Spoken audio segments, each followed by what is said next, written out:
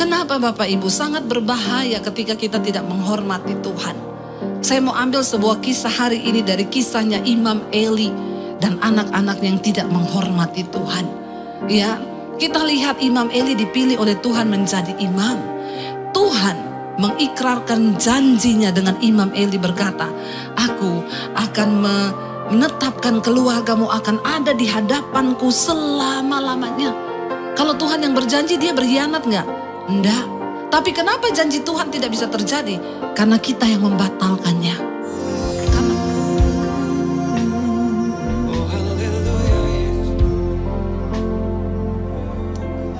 Terima kasih Bapak. Saya firman Tuhan tidak pernah berubah. Karena itu biarlah firman-Mu sungguh-sungguh bertumbuh tertanam dalam hidup dan juga keluarga kami. Agar kami dapat membangun keluarga yang kokoh di dalam Tuhan. Berbicara bagi kami, sampaikan firman-Mu bagi setiap kami Tuhan. Karena kami percaya hanya firman Tuhan yang sanggup membawa kebahagiaan di hidup kami. Urapi hamba-Mu yang tidak ada apa-apanya, urapi setiap kami dalam nama Yesus. Yang percaya Tuhan di tengah kita, memberkati kita, katakan bersama. Amin, amin, amin. Silahkan duduk. Bapak Ibu yang terkasih, shalom. Apa kabar hari ini? Luar biasa, karena kita punya Tuhan yang luar biasa. Iya, hari ini tema firman Tuhan adalah fondasi keluarga yang kokoh. Ya, tentunya di dalam Tuhan. Iya, saya percaya bahwa tidak ada fondasi yang lain yang dapat kita taruh di dalam rumah tangga dan keluarga kita selain daripada firman Tuhan. Ya, karena itu penting. Bahkan anak-anak muda yang belum menikah, engkau harus tahu ya, landasan atau fondasi yang paling kuat bagi sebuah rumah tangga itu adalah firman Tuhan. Hari-hari ini kita melihat banyak rumah tangga yang goyah. Tahun 2022 angka perceraian tembus ya 500.000 kalau tidak salah. Jadi kenapa itu bisa terjadi? Ya sebab banyak keluarga yang tidak kokoh di dalam Tuhan. Dan hari ini firman Tuhan terambil dari Yosua pasal yang ke-24. Kita baca bersama. Yosua pasal yang ke-24 ayat yang ke-14 saudara. Yosua 24 ayat yang ke-14. Firman Tuhan di sana berkata begini. Kita baca bersama supaya kita baca Alkitab ya. Sudah ke gereja harus baca Alkitab ya. Kalau ke gereja nggak baca Alkitab kan bagaimana gitu ya. Baca bersama 1, 2, 3. Oleh sebab itu takutlah akan Tuhan dan beribadahlah kepadanya dengan tulus, ikhlas dan setia. Jauhkanlah Allah yang kepadanya nenek moyangmu telah beribadah di seberang sungai Efrat dan di Mesir, dan beribadahlah kepada Tuhan. Ayat 15 di sana Yosua menulis, tetapi jika kamu anggap tidak baik untuk beribadah kepada Tuhan, pilihlah pada hari ini kepada siapa kamu akan beribadah. Allah yang kepadanya nenek moyangmu beribadah di seberang sungai Efrat, atau Allah orang Amori yang negerinya kamu diami ini. Tetapi aku dan seisi rumahku, kami akan beribadah kepada Tuhan. Saudara, Yosua pasal 23 dan 24 itu ditulis oleh Yosua saat dia sudah berumur lanjut dan mendekati hari kematiannya. Jadi dia kembali mengumpulkan bangsa Israel dan berkata, aku sudah mendekati ajal.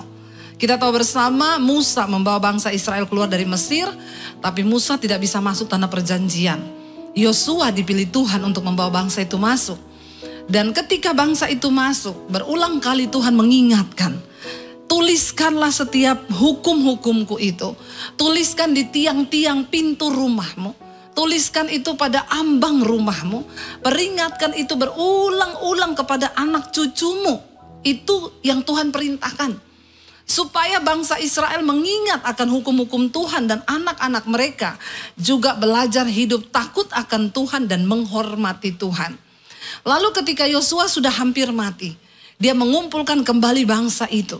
Dia berkata kepada mereka, kalau kita lihat di Yosua pasal 23, kita baca bersama. Yosua 23 ayat yang ke-11 mulai sampai dengan ayat yang ke-14 ya. Saya sampai ayat 16, Yosua 23 ayat 11 ya. Baca bersama.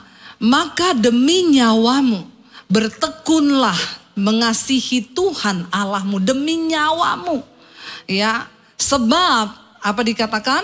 Jika kamu berbalik dan berpaut kepada sisa bangsa-bangsa ini yang masih tinggal di antara kamu, kawin mengawin dengan mereka, serta bergaul dengan mereka, dan mereka dengan kamu, ayat 13, maka ketahuilah dengan sesungguhnya bahwa Tuhan Allahmu tidak akan menghalau lagi bangsa-bangsa itu dari depanmu, tetapi mereka akan menjadi perangkap dan jerat bagimu, menjadi cambuk pada lambungmu, dan duri di matamu, sampai kamu binasa dari tanah yang baik ini yang telah diberikan kepadamu oleh Tuhan Allahmu. Ayat 14 dikatakan di sana, maka sekarang sebentar lagi aku akan menempuh jalan segala yang fana. Yosua udah mau mati ya.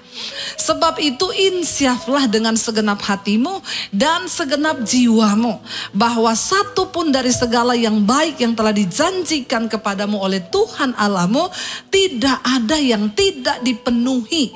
Semuanya telah digenapi bagimu, tidak ada satupun yang tidak dipenuhi. Ayat 15 berkata, tetapi seperti telah datang atas kamu segala yang baik yang telah dijanjikan kepadamu oleh Tuhan Allahmu, demikianlah Tuhan akan mendatangkan segala yang tidak baik sampai ia telah memusnahkan kamu dari tanah yang baik ini yang diberikan kepadamu oleh Tuhan Allahmu. Ayat 16, apabila kamu melangkahi perjanjian yang telah diperintahkan kepadamu oleh Tuhan Allahmu dan pergi beribadah kepada Allah lain dan sujud menyembah kepada mereka, maka murka Tuhan akan bangkit terhadap kamu sehingga kamu segera binasa dari negeri yang baik yang telah diberikannya kepadamu.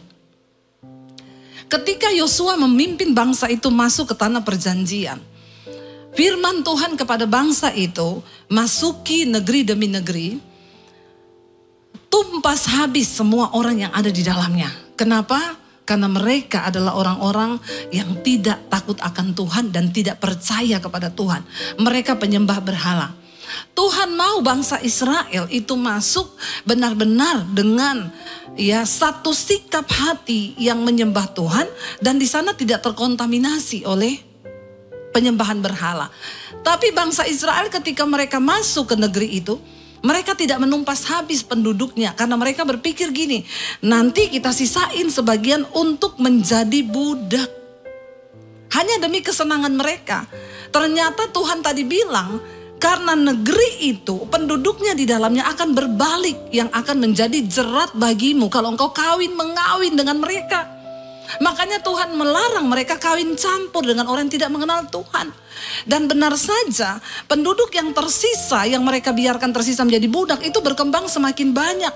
Bahkan ketika bangsa Israel kawin dengan mereka, mereka mulai terlibat dalam penyembahan berhala. Makanya Yosua sebelum mati mengingatkan, pada hari ini pilih kepada siapa engkau akan beribadah. Kalau engkau anggap baik mengikuti dewa-dewa orang Amori yang negerinya kamu duduki ini, ya ikut saja. Tapi aku dan seisi rumahku, keluargaku, kami hanya akan menyembah kepada Allah Israel. Bapak Ibu, penting bagi kita untuk membangun sebuah keluarga yang kokoh di dalam Tuhan. Tetapkan hari ini keluargamu itu mau dibawa kemana. Kalau engkau memilih mengikut Tuhan, maka tanamkan dalam hatimu dan anak-anakmu bahwa firman Tuhan itu yang terbaik bagi hidup mereka. Saya melihat banyak orang Kristen tidak menanamkan nilai-nilai firman kepada anak-anaknya. Apalagi engkau hanya lepas anakmu di sekolah minggu dan berkata, sudah cukuplah dia ikut sekolah minggu. Pendidikan iman pertama kali itu harus anak-anak dapatkan di dalam keluarga. Engkau gak bisa cuma taruh mereka di sekolah minggu toh. Karena tanggung jawab akan pertumbuhan iman anak kita bukan di tangan guru sekolah minggu. Tapi ada di tangan kita sebagai orang tua. Mau kita bawa kemana keluarga ini, itu tergantung daripada orang tua. Saya banyak melihat anak-anak orang Kristen yang tidak ditanamkan dalam firman. Mereka tidak menghormati Tuhan. Mereka berbuat dosa sembarangan, mereka hidup dalam kenajisan, percabulan, mereka hidup dalam kemabukan, dan mereka sama sekali tidak menghormati Tuhan. Mari kita orang tua mengajarkan tentang takut akan Tuhan kepada anak-anak kita. Saya bilang kepada anak-anak saya, kalian cari jodoh, ingat, kita tidak cari yang kaya, kita tidak cari yang punya jabatan, kita cari orang yang takut akan Tuhan. Mami gak peduli, ya, bukan soal dia kaya atau dia orang punya jabatan, orang hebat, no. Cari yang takut akan Tuhan, ya. Jangan punya pemikiran, kan menikah itu perlu biaya, nanti kita punya anak, jadi saya harus dapat suami yang kaya raya. Pret. Warisan terbaik yang bisa engkau tinggalkan bagi anak cucumu adalah iman, bukan kekayaan. Sayang sekali banyak orang tua melupakan pendidikan kepada anak-anak mereka dalam iman, karena mereka sibuk cari uang. Mereka berkata, Bu, saya harus kerja supaya saya bisa tinggalkan warisan buat anak cucu saya. Warisan apa yang kau tinggalkan? Maaf Bapak Ibu, engkau tinggalkan kekayaan, anak-anakmu berantem. Saya udah banyak konseling orang yang punya kekayaan banyak. Pada akhirnya anak-anaknya berantem karena harta. Uang itu membuat orang jadi gila. Bahkan hubungan saudara bisa putus, saling lapor, saling penjarakan, cuma gara-gara harta. Makanya taruh iman sebagai warisan yang utama yang harus engkau tinggalkan bagi anak cucumu, amin. Tentang takut akan Tuhan, tentang hormat kepada Tuhan. Menghormati Tuhan itu yang utama. Ajar anak-anakmu tentang hormat akan Tuhan. Ya, engkau investasikan waktumu banyak. Apalagi kalau mereka masih kecil-kecil. Ya, kalau sekarang anak-anak muda sekarang lucu, punya anak 3 babysitter, punya anak 1 babysitternya 3. Kita dulu anak 3 nggak pakai babysitter, kita urus sendiri pakai tangan kita. Saya bingung perempuan-perempuan sekarang. Ya, anaknya 1 babysitternya 3 loh. Engkau punya uang, iya. Engkau kaya, iya. Saya acungi jempol. Tapi jangan engkau lepaskan didikan anakmu kepada orang lain. Anak waktu kecil itu engkau harus yang pegang. Tanamkan iman kepada dia sejak masih bahkan dalam kandungan. Ibu-ibu, makanya banyak anak-anak lahir dengan kelainan. Kenapa? Masih dalam kandungan aja mamanya udah stres. Ya, ada anak-anak yang ada orang-orang datang kepada saya, ini masih hamil nih. Bu, saya tuh bingung ya, kalau anak saya lahir dia bisa sekolah nggak? Padahal ini bukan orang miskin loh yang ngomong. Kadang orang itu makin kaya makin stres ya. Malah orang miskin tuh nggak mikir, anaknya 13, dia pikir ayam aja lahir hidup kok. Nggak dikasih makan. Ini orang kaya, naik mobil, punya rumah, punya pekerjaan. Dia bilang, saya bingung Bu, anak ini lahir nanti pendidikannya bagaimana ya. Baru 1 ini di perut, udah stres mikirin anaknya nanti besar gimana. Saya bilang sama dia, saya dulu waktu nikah kita loh. Min. Belum punya rumah, cuma punya motor 1. Gak punya tabungan, gak punya uang. Bahkan mau melahirkan aja saya bingung biayanya dari mana. Tapi saya gak pernah sekhawatir kamu loh. Ya, saya bilang sama suami, anak kalau sudah waktunya lahir. Walaupun gak ada tempat, Yesus aja lahir di kandang toh. Walaupun kita tidak berniat lahir di kandang ayam. Tapi kan gak usah terlalu khawatir sampai berlebihan. Ya, makanya banyak anak lahir kelainan. Kenapa? Mamanya stres, khawatir. Dari masih perut aja dia udah khawatir. Coba tanya sama anak sekarang. Anaknya 1 tok, orang tuanya kaya raya. Saya bilang, kenapa kamu anak 1 tok? Takut Bu, nanti ke depan pendidikan mahal, sekolah mahal, punya banyak anak, banyak masalah. Engkau sudah imani seperti itu, maka terjadilah seperti itu. Saya bilang, saya dulu gak pernah mikir tuh, punya anak tiap tahun hamil. Gak pernah saya tuh mikir, nanti dia makan apa, dari mana. Saya tahu Tuhan yang sudah memberi kehidupan, Tuhan juga yang akan menjamin setiap anak-anak cucu kita. Amin. Tapi bukan berarti kau punya anak 12. Ya. Enggak, tapi jangan khawatir, bangun keluargamu di atas dasar iman. Ajarkan kepada anak-anakmu iman yang benar. Ya, supaya kita membangun keluarga itu yang kokoh. Yosua mengingatkan kepada bangsa Israel, hati-hati. Engkau mengawin campur dengan orang yang tidak mengenal Tuhan. Ya, engkau menghasilkan keluarga-keluarga yang hancur. Tetapkan kepada siapa engkau dan keluargamu akan beribadah. Kenapa Bapak Ibu? Sangat berbahaya ketika kita tidak menghormati Tuhan. Saya mau ambil sebuah kisah hari ini dari kisahnya Imam Eli dan anak-anak yang tidak menghormati Tuhan. Ya, kita lihat Imam Eli dipilih oleh Tuhan menjadi imam. Tuhan mengikrarkan janjinya dengan Imam Eli berkata, aku akan menetapkan keluargamu akan ada di hadapanku selama-lamanya. Kalau Tuhan yang berjanji, dia berkhianat nggak? Enggak. Tapi kenapa janji Tuhan tidak bisa terjadi? Karena kita yang membatalkannya. Karena perlakuan kita. Coba kita lihat bersama, mari kita buka di dalam 1 Samuel. Ya. 1 Samuel ayat yang kedua. Ya, 1 Samuel ayat yang kedua kita baca bersama. Ayat yang ke-29. 1 Samuel pasal 2 ayat yang ke-29. Kita akan lihat di sana apa yang terjadi dengan keluarga Imam Eli. 1 Samuel pasal yang kedua ayat yang ke-29. Mengapa dikatakan di sana, baca bersama, mengapa engkau memandang dengan loba kepada korban sembelihanku dan korban sajianku yang telah kuperintahkan, dan mengapa engkau menghormati anak-anakmu lebih daripadaku, sambil kamu menggemukkan dirimu dengan bagian yang terbaik dari setiap korban sajian umatku Israel. Sampai situ dulu. Kenapa ayat ini muncul? Anak dari Imam Eli itu Hofni dan Pinehas. Imam Eli diangkat menjadi imam di Silo. Pada waktu itu rumah Tuhan, ya, bait Allah ada di sana dan tabut Allah ada di sana. Tugas Imam Eli itu adalah menerima korban persembahan dari umat Tuhan Israel, lalu disembelih domba kambing jantan kalau mereka melakukan dosa. Mereka membawa domba kambing jantan itu, lalu itu akan diserahkan kepada imam, disembelih, dibakar dulu, diolah dulu oleh tukang masak. Lalu yang punyanya Tuhan bagian lemak itu dibakar. Asapnya naik berbau harum. Tuhan turun dan berkenan atas korban itu. Setelah selesai upacara pentahbisan pengampunan dosa, baru makanan itu diserahkan untuk dimakan oleh imam. Dagingnya untuk imam, lemak untuk Tuhan.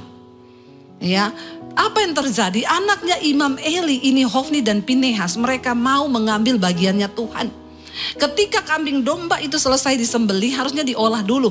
Mereka minta, mana? Kami mau ambil yang bagian kami sukai. Orangnya bilang, ini milik Tuhan. Enggak, sini. Tidak usah kamu olah. Kami akan olah sendiri. Kami mau bikin kambing guling. Dibawa. Padahal itu punya Tuhan. Tuhan marah itu sebagai satu tindakan menghujat Tuhan. Tetapi apa yang terjadi? Imam Eli tidak berani memarahi anak-anaknya. Bahkan Hofni dan Pinehas, kedua anak itu, meniduri perempuan-perempuan yang melayani di pintu gerbang bait suci Tuhan. Ditiduri. Mereka berbuat kenajisan dan percabulan bahkan di rumah Tuhan. Hati-hati engkau yang ada di dalam pelayanan atau engkau yang menjadi anak Tuhan hari-hari ini. Jangan engkau hidup dalam percabulan, kenajisan. Engkau pikir itu tidak menyakiti hati Tuhan. Kalau ada anak-anakmu yang hidup dalam kenajisan dan percabulan, tegur, marahi mereka. Kasih tahu firman Tuhan. Amin. Saya lihat banyak anak-anak yang sekolah di luar negeri tidak diperlengkapi dengan iman yang benar. Mereka pacaran di sana, tinggal satu apartemen sama pacarnya. Tidur bareng, putus, ganti yang lain, tidur bareng lagi. Sudah tidak ada etika kekristenannya. Tidak menganggap tubuhnya adalah bait Allah. Mereka sembarangan di sana. Merokok, mereka mabok, mereka tidak menghormati Tuhan. Dan yang lebih celaka, orang tuanya tahu, tapi dibiarkan itu terjadi. Mereka tahu anak-anak ini ya hidup dengan seenak-enaknya dalam kenajisan. Tapi mereka tidak menegur. Alkitab berkata, Tuhan bilang, kenapa engkau lebih menghormati anak-anakmu lebih daripada engkau hormat kepadaku? Kalau anakmu hidup dalam dosa kenajisan, di dalam dosa apapun, dan engkau tidak menegur mereka, Bapak Ibu, engkau sama dengan menghujat Tuhan. Sebab engkau lebih menghormati anak-anakmu yang berdosa daripada engkau menghormati Tuhan. Ini teguran keras. Apa yang terjadi? Ayat berikutnya kita lihat ayat 30. Apa yang Tuhan katakan kepada Imam Eli. Sebab itu Demikianlah firman Tuhan Allah Israel. Baca bersama. Sesungguhnya aku telah berjanji, keluargamu dan kaummu akan hidup di hadapanku selamanya. Tetapi sekarang demikianlah firman Tuhan, jauhlah hal itu daripadaku. Sebab siapa yang menghormati aku akan kuhormati, tetapi siapa menghina aku akan dipandang rendah. Hati-hati.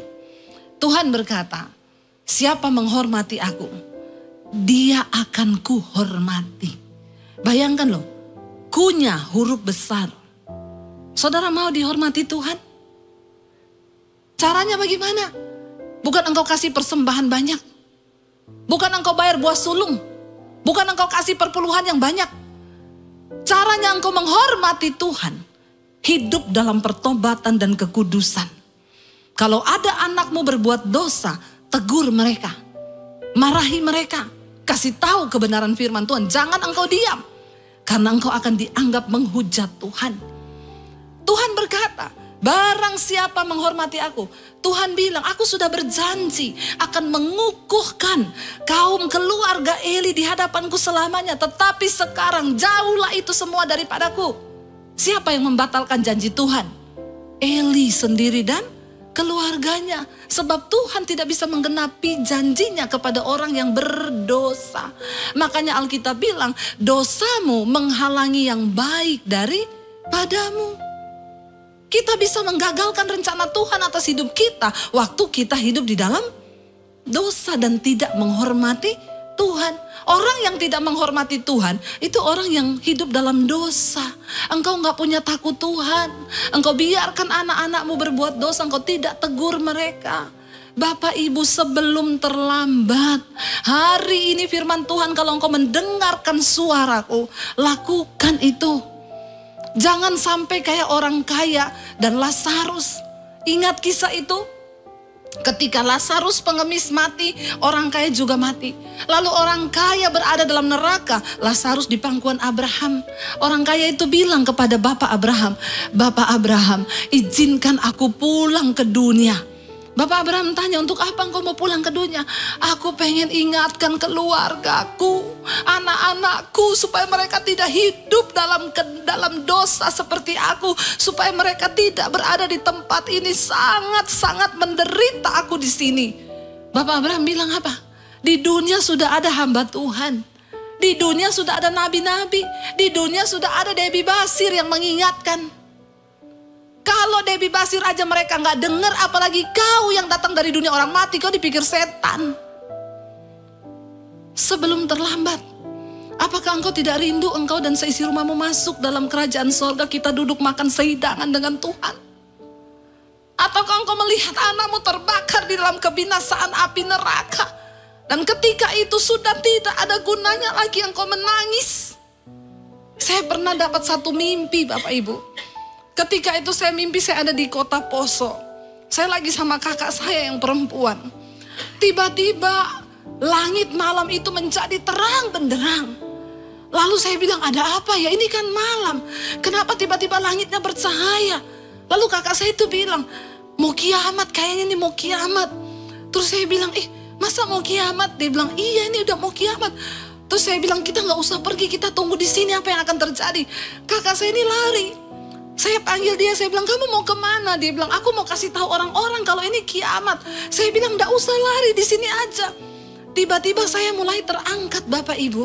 Saya mulai tinggalkan dunia, saya terangkat, terus terangkat. Saya lihat kakak saya manggil saya sambil bercucuran air mata, tapi saya gak bisa bawa dia. Saya terus terangkat tinggi, saya menangis, saya bilang, Tuhan, tolong kakak saya Tuhan, kenapa dia tertinggal? Dia juga nangis bilang, Deb, kamu mau kemana? Aku ikut karena dunia sudah mau binasa. Tiba-tiba dalam sekejap mata saya diubahkan. Saya lupa dengan semua yang ada di dunia. Saya lupa dengan segala apa yang di sana, termasuk saya lupa dengan kakak dan keluarga saya.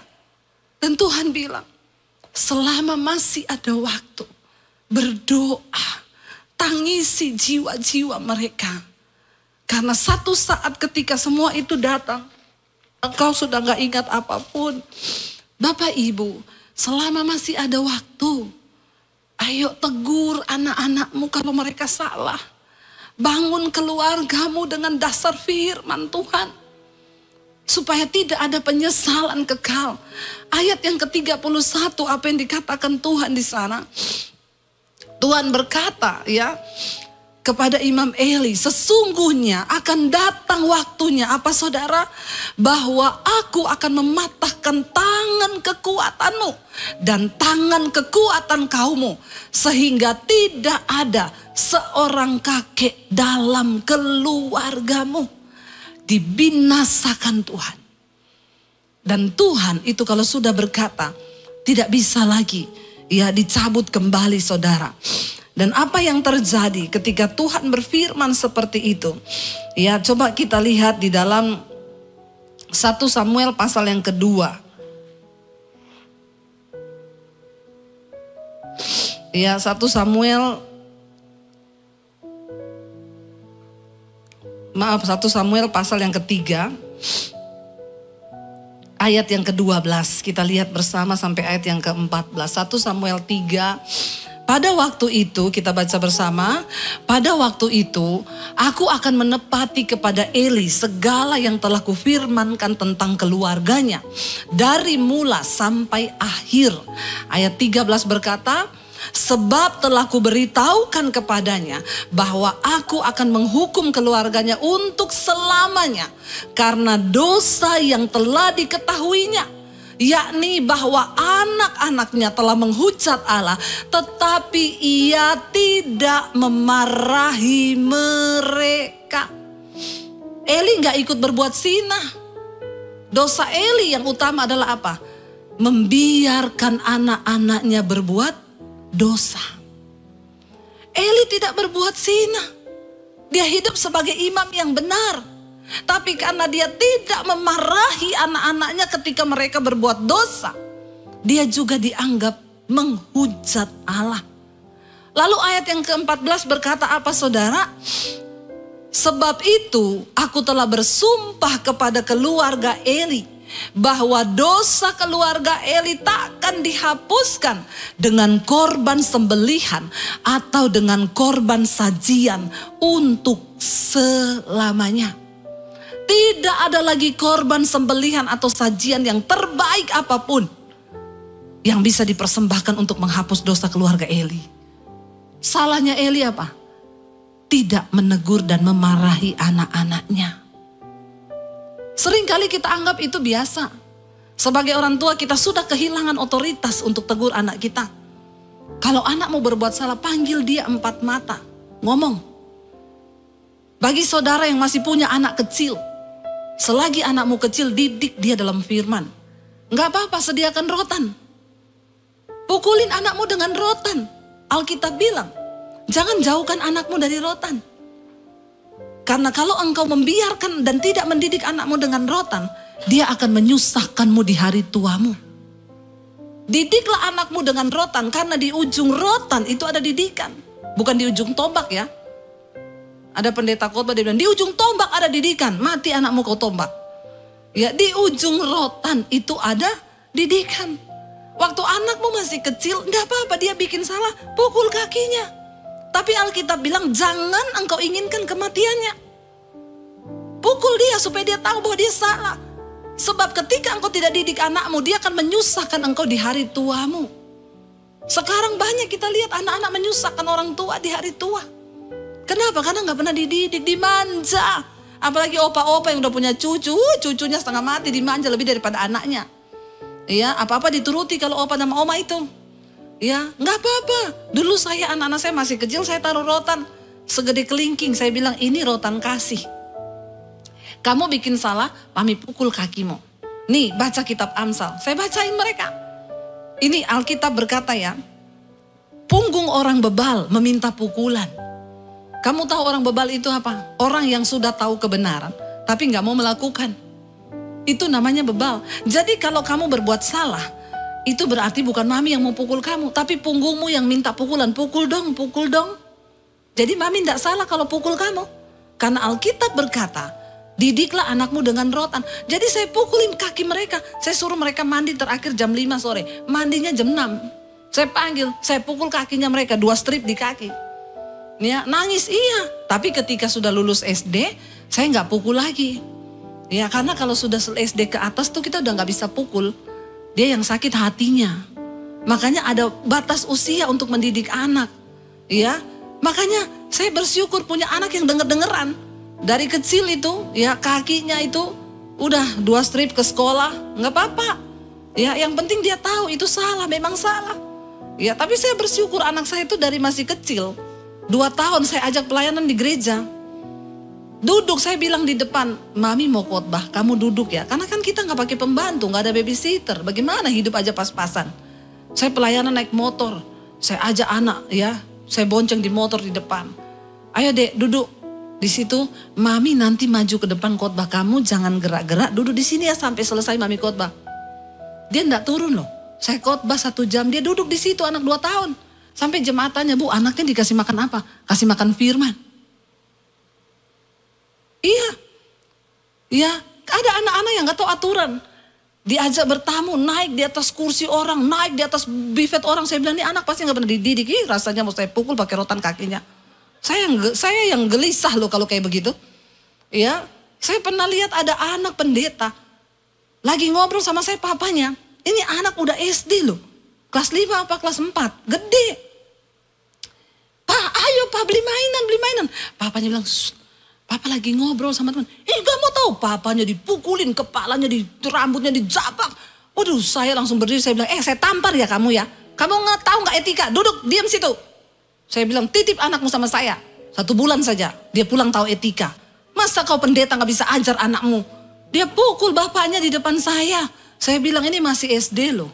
Kamu biarin begini, kamu ikuti maunya. SMA kamu dibunuh, dicekik kau. Masa ada pendeta begitu Bapak Ibu, anaknya gak dididik. Ya Alkitab bilang didik anakmu. Ya anak saya kecil-kecil saya ajak ke rumah orang. Dek sampai di sana duduk, gak ada yang bergerak. Kalau gak disuruh minum, jangan duduk. Anak saya 3-3. Ya, mereka gini sedikit saya cuma lirik, tahu langsung. Duduk. Ya, kenapa kita ajari mereka. Mereka kalau diajar, tapi anak sekarang ya, kalau nakal dikit, nangis dikit, nih main handphone, main handphone, duduk ya. Main, ada game ini bagus, game. Jadi itu anak-anak sekarang masih kecil-kecil udah terikat dengan handphone. Bahkan kemarin saya itu di mall ada 1 orang ibu sudah nggak bisa menenangkan anaknya. Dia panggil security. Pak polisi. Anaknya umur 2 tahun bawa handphone. Jalan saudara itu anak di mall begini. Nabrak orang, pegang handphone. Lalu mamanya panggil, Pak polisi, sini Pak polisi. Saya pas lewat, Pak nggak boleh main handphone kan anak kecil. Dasar security juga tidak bermental polisi tuh. Dia cuma gini, nggak boleh dek. Anaknya lihat gini, main lagi. Nggak peduli. Bayangkan, ada orang tua datang bawa anaknya, Bu doakan anak saya, kenapa? Terikat dengan handphone. Saya bilang, mau saya tumpang kaki pun nggak bisa. Kamu orang tua berdua harus sepakat mendidik anak. Nggak boleh ya nggak boleh. Ya ajar anakmu dalam Tuhan. Dan supaya lihat saudara apa yang terjadi. Bahkan untuk menghapus dosa keluarga Eli, Tuhan bilang udah gak ada korban lagi. Mau apa kalau begitu? Itu maut, itu kutuk yang terjadi. Untuk selama-lamanya Tuhan bilang tidak ada lagi korban sajian. Kita lihat saudara, Tuhan menggenapi janjinya. Ya ketika Imam Eli itu tidak tetap bertobat di hadapan Tuhan. Mari kita lihat bersama. Ya di dalam 1 Samuel pasal yang ke-4. Mulai ayat yang ke-12 kita lihat bersama. Singkat cerita, murka Tuhan benar-benar terjadi dan dia menggenapi janjinya. Lalu orang Israel diserbu oleh orang Filistin. Mereka akhirnya maju ke medan pertempuran. Bertempur dengan orang Filistin. Apa yang terjadi? Di medan pertempuran Israel terpukul kalah. 30.000 orang mati. Saat itu di medan pertempuran. Ayat yang ke-12 baca bersama. Seorang dari suku Benyamin lari dari barisan pertempuran. Dan pada hari itu Ia sampai ke Silo dengan pakaian terkoyak-koyak dengan tanah di kepalanya. Silo adalah bait Allah, tempat Imam Eli mempersembahkan korban. Di situ ada rumah Tuhan. Ayat 13, ketika ia sampai, Eli sedang duduk di kursi di tepi jalan menunggu-nunggu. Sebab hatinya berdebar-debar karena tabut Allah dibawa oleh Hofni dan Pinehas ke medan pertempuran. Mereka berpikir kalau tabut Allah mereka bawa, mereka akan menang. Sebab tabut Allah bicara tentang kehadiran Tuhan. Ternyata tabut Allah dibawa oleh orang berdosa yang datang bukan berkat malah kutuk. Bangsa Israel kalah di medan pertempuran, 30.000 orang mati. Padahal tabut Allah ada di medan pertempuran. Eli gak bisa larang anaknya bawa tabut itu. Padahal tabut itu tidak boleh diangkat oleh sembarang orang. Tabut itu gak boleh dibawa kemana-mana tanpa perintah Tuhan. Tapi karena anaknya ini berdosa, sembarang dia membawa tabut Allah ke pertempuran, Tuhan murka. Bangsa Israel kalah, 30.000 orang mati. Satu orang suku Benyamin lari mendapati Eli datang ke Silo. Ketika ia sampai, Eli sedang duduk di kursi dan menunggu-nunggu kabar bagaimana medan pertempuran ini. Karena tabut Allah itu dia berdebar-debar. Ketika orang itu masuk ke kota dan menceritakan kabar itu, berteriaklah seluruh kota sebab orang ini membawa kabar kekalahan bangsa Israel. Ayat 14 di sana dikatakan, ketika Eli mendengar teriakan itu, bertanyalah ia, keributan apakah itu? Lalu bersegeralah orang itu mendapatkan Eli dan memberitahukan kepadanya. Ayat 15, Eli sudah 98 tahun umurnya, matanya sudah bular sehingga ia tidak lagi dapat melihat, Eli sudah buta. Kata orang itu kepada Eli, aku datang dari medan pertempuran. Baru hari ini aku melarikan diri dari medan pertempuran. Kata Eli, bagaimana keadaannya anakku? Dia tanya, bagaimana kabar anak-anakku? Jawab pembawa kabar itu, orang Israel melarikan diri dari hadapan orang Filistin. Kekalahan besar telah diderita oleh rakyat. Lagi pula kedua anakmu Hofni dan Pinehas telah tewas. Dan tabut Allah sudah dirampas. Apa yang mereka lakukan? Sungguh bejat. Bahkan mereka tidak menghormati tabut Allah. Tidak menghormati Tuhan. Mereka mati dan apa yang Tuhan firmankan itu terjadi. Dalam waktu yang bersamaan, anaknya Eli, Hofni dan Pinehas mati di medan pertempuran. Dan ayat yang berikutnya ayat 18 berkata di sana apa? Ketika disebutnya tabut Allah itu, jatuhlah Eli terlentang dari kursinya di sebelah pintu gerbang. Batang lehernya patah dan ia mati. Sebab telah tua dan gemuk orangnya. 40 tahun lamanya ia memerintah sebagai hakim atas orang Israel. Saudara, hari yang sama juga Eli mati. Tidak ada kakek di dalam keturunan Eli. Apa yang difirmankan Tuhan sungguh-sungguh terjadi. Eli mati, anaknya mati, Hofni dan Pinehas. Saat itu semua laki-laki yang ada dalam keluarganya Eli mati. Dan tidak ada kakek di dalam keturunan keluarga Eli. Yang tadinya Tuhan sudah bilang, aku akan tetap membuat keluargamu ada di hadapanku sampai selamanya. Tapi tidak hari ini. Sebab engkau juga telah ikut menghujat aku bersama dengan kedua anakmu. Anak-anaknya berbuat jahat, melakukan kenajisan, bahkan di rumah Tuhan. Mereka menyetubuhi, meniduri perempuan-perempuan cantik yang melayani di dalam bait Allah. Makanya orang yang berdiri di sini harus orang-orang hidup kudus. Jangan sampai engkau berpikir engkau melayani, tapi ternyata engkau sudah mati rohanimu. Tapi masih tampil setiap hari Minggu, masih nyanyi, masih memuji Tuhan. Kalau engkau hidup dalam kenajisan dan percabulan, hidupmu engkau menghujat Tuhan. Mari kita belajar. Ya, jangan bilang Debbie Bashir itu pendeta perjanjian lama, sukanya menakut-nakuti orang. Bapak Ibu, perjanjian lama ditulis sampai hari ini untuk menjadi pelajaran bagi kita. Bahkan di perjanjian baru pun Yesus berkata, kuduslah kamu. Sebab aku kudus, tanpa kekudusan tidak ada seorang akan melihat Tuhan. Ini pesan penting bagi kita dalam keluarga. Tegur anak-anakmu kalau mereka hidup dalam dosa. Yosua berkata, hari ini tentukan pilihanmu kepada siapa engkau akan beribadah. Kalau engkau memilih beribadah kepada Allah, kepada Tuhan Yesus Kristus, maka engkau juga harus menghormati hukum-hukumnya. Ini sudah satu paket. Ajarkan anak-anakmu tentang takut akan Tuhan. Kalau mereka berbuat dosa, marahi mereka. Marahi. Ya, nggak perlu sekali-sekali ditampar kalau kurang ajar. Nggak apa-apa. Tapi engkau menyelamatkan jiwanya. Dia tahu bahwa engkau marah kalau dia berbuat jahat. Kan kita bukan marah-marah. Kita marah ada alasan.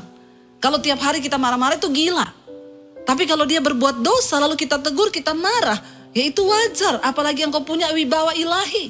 Apalagi kalau engkau hidup dalam kebenaran. Tanpa engkau bicara banyak, anakmu tahu. Karena engkau menjadi teladan sebagai orang tua. Masalahnya kalau kita tidak menjadi teladan. Ya kita orang tua pun hidup dalam dosa. Bagaimana kita bisa menjadi teladan?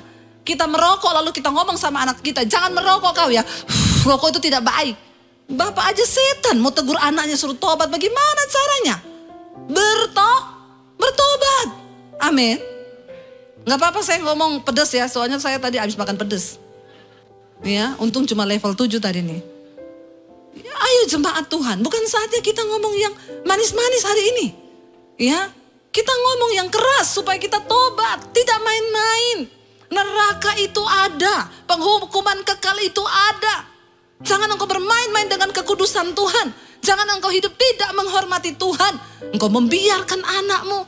Engkau tidak pernah peduli. Selama masih ada waktu, tangisilah jiwa mereka. Yesus berkata, jangan kamu tangisi aku. Tangisi anakmu dan keluargamu. Mari Bapak Ibu, saya undang para imam musik maju ke depan. Ayo kita hormati Tuhan. Mulai dari yang berada di atas mimbar ini sampai seluruh jemaat.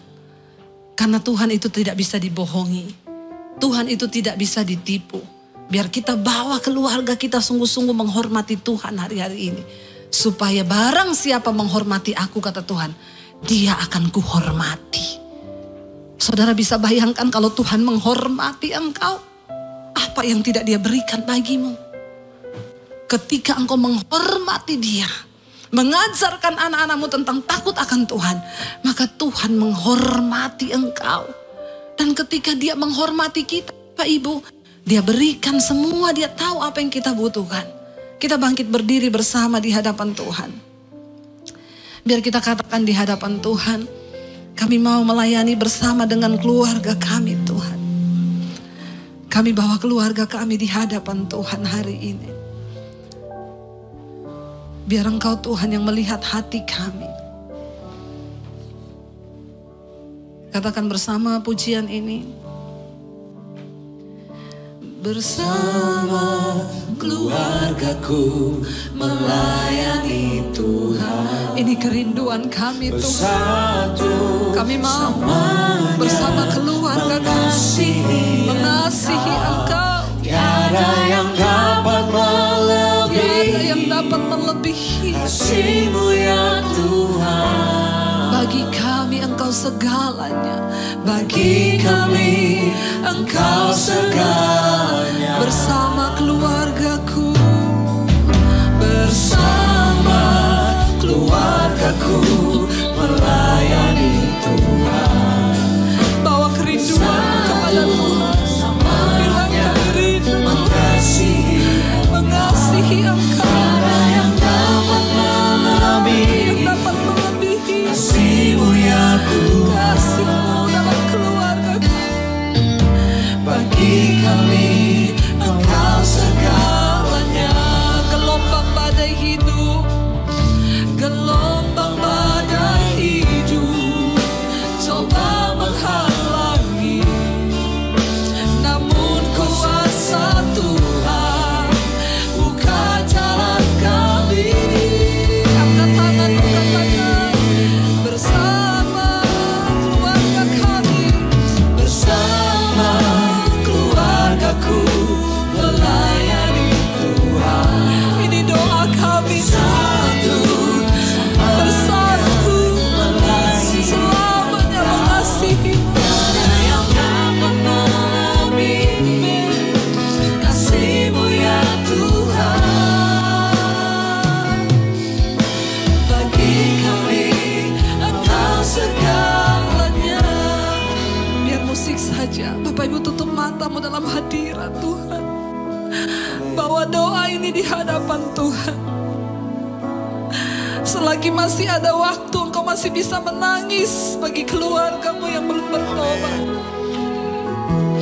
Bilang pada Tuhan, beri kami Tuhan, beri kami otoritas ilahi sebagai orang tua untuk menegur anak-anak kami yang hidup di dalam dosa.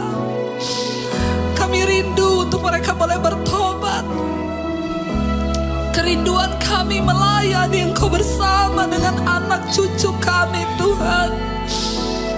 Biar sampai ketika Engkau datang, Engkau dapati kami setia, menghormati Tuhan, menghormati kekudusan-Mu Bapa.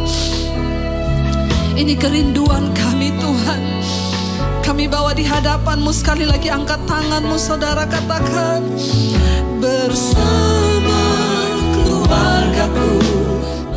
Saudara, terima kasih sudah menyaksikan channel saya, dan saya berharap semua khotbah-khotbah saya menjadi berkat. Jangan lupa subscribe channel hanya di Debbie Basjir TV.